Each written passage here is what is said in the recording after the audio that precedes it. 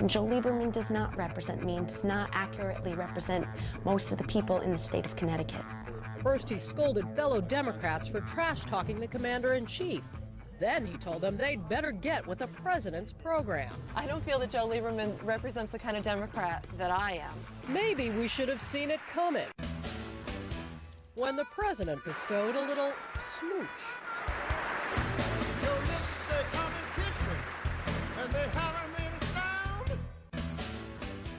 To hear President Bush's press secretary say Senator Lieberman is right. We have a few within the Democratic Party, like Senator Lieberman, who understand the stakes that are involved. No one at the White House could stop talking about the object of their affections. The fine U.S. Senator named Joe Lieberman.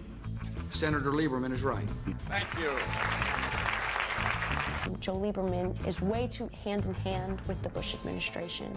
You'll recall Joe Lieberman is a Democrat. We're now at a point where the war in Iraq is a war of necessity. It means we have to win it. If he would just say, I'm going to represent the people of Connecticut, and the people of Connecticut want this war to end. Today, Connecticut Democratic Senator Joe Lieberman contradicted many in his own party who say the Bush administration has no Iraq strategy. And Mr. Bush got an assist from across the aisle. We undermine presidential credibility at our nation's peril. That played right into the White House political strategy on Iraq. I talked to some folks in the White House today, and one top White House advisor said, and I quote, I think Senator Lieberman has gained a great deal of respect around here. He's not representing us, and he tends to side himself with the Bush administration. That's how it looks to me. Why do you think he is so willing to alienate members of his own party? President Bush was considering him as a possible replacement for Defense Secretary Donald Rumsfeld. I don't think that the agenda that Joe ran on 18 years ago is the agenda he's carrying out now. And I don't think that the agenda he has is representing the people who voted for him.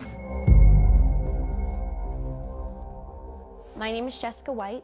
I am 25 years old. My name is Donald Harris. I live Valley Street, New Haven, Connecticut. I'm Will. And Leaf. My name is Marie Watson, and I moved here 11 years ago. My name is Judy Lundberg, and I live in Southbury, Connecticut.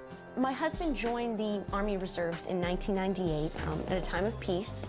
My name is Jackie Ottemeyer. I'm a teacher. I live here in Newtown, Connecticut. I worked at Winchester for 10 years. We've actually been trying to fight environmental pressures in the Sound for the past several years. You know, we tried not to rush things because I think, you know, people just rush into relationships.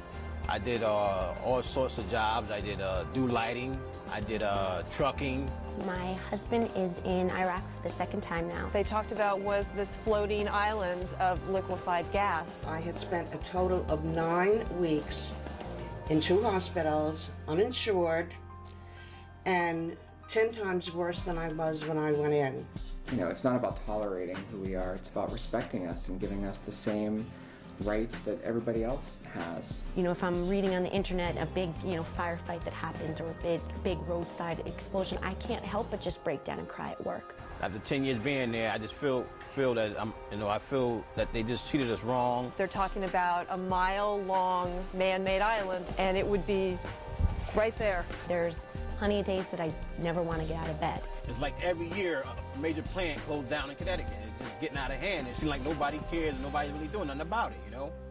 Senator Lieberman needs to drive through the streets of Bridgeport and Hartford and New Haven and realize that a lot of good is not going on there. And rather than sending money and being in favor of sending money over to Iraq, 6,000 miles away, he needs to be spending it here in his own cities and the cities that he's supposed to be representing. For a long time, I have followed Joe Lieberman's stance on education.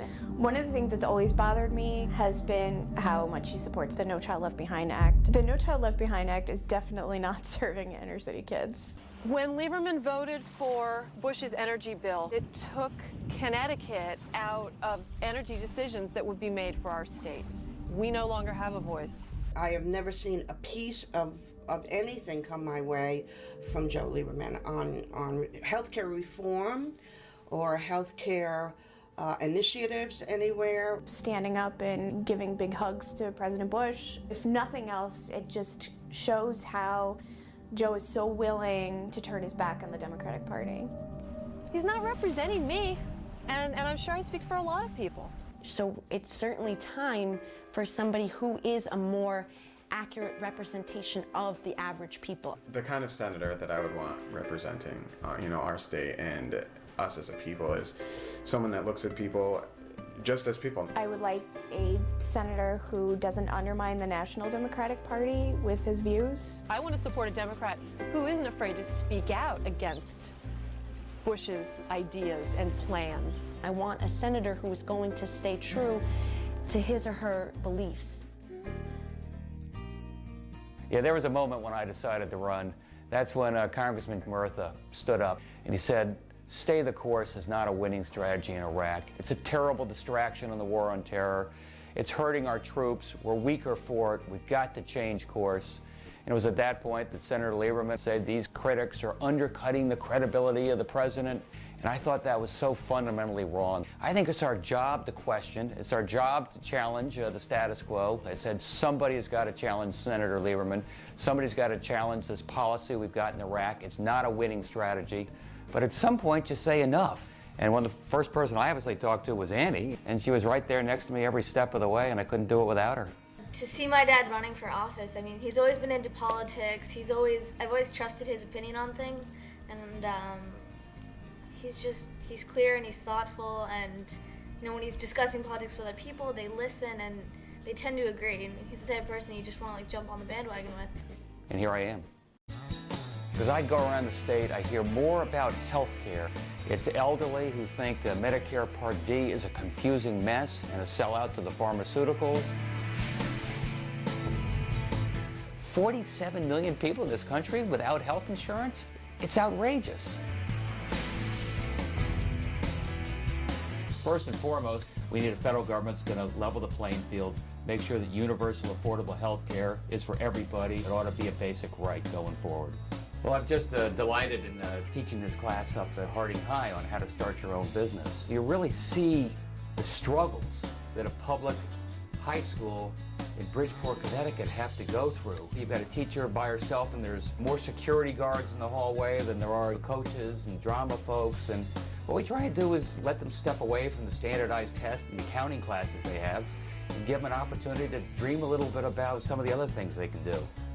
After 9/11, there was a real consensus that we couldn't stay dependent upon foreign oil from the Middle East. Instead, we passed the energy bill. The bill was written by a bunch of lobbyists who got together in Dick Cheney's office.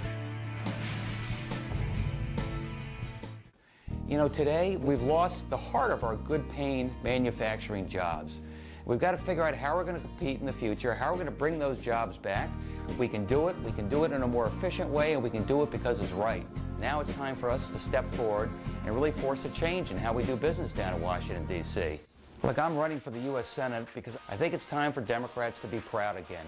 Time for us to put forward a bold, visionary strategy of how we get America back on its feet, and that's why I want to be your senator. They tell me, Ned, don't rock the boat. Baby, I say it's high time we rock the boat. I would have led the charge against the nomination of Judge Alito. He fundamentally tilts the Supreme Court in the wrong direction, and it's serious. I say it's high time we rock the boat. We're going to fight for the heart and soul of the Democratic Party. And with your passion, your enthusiasm, the grassroots, the net roots, we're going to show people on a hot day in August that we can win. We can win not by being Republican light, but by being proud Democrats. It's time for us to stand up and elect a senator who will stand up for Connecticut, stand up for our progressive democratic values, and stand up to this Bush administration whose policies are so harmful to our state and to our country.